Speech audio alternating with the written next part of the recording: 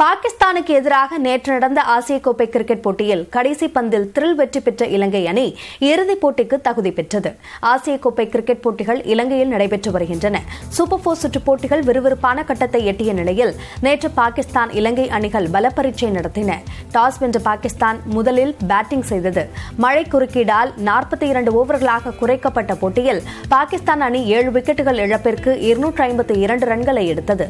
பின்னர் ஆடிய இலங்கை அணியின் தொடக்க வீரர்கள் சோபிக்காத நிலையில் விக்கெட் கீப்பர் குஷால் மெண்டஸ் நங்கூரமிட்டு ரன் குவிப்பில் ஈடுபட்டார்.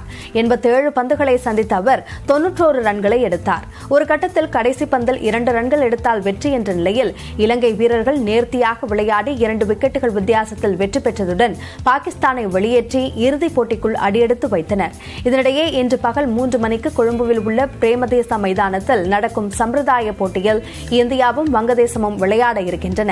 இன்றைய போட்டியில் யார் வென்றாலும் பெரிய தாக்கம் இருக்காது. இந்த சூழலில் இந்தியாவும் இலங்கை அணியும் வருகின்ற 17ஆம் தேதி நடக்க இருக்கும் இறுதிப் போட்டியில் மோத இருக்கின்றன.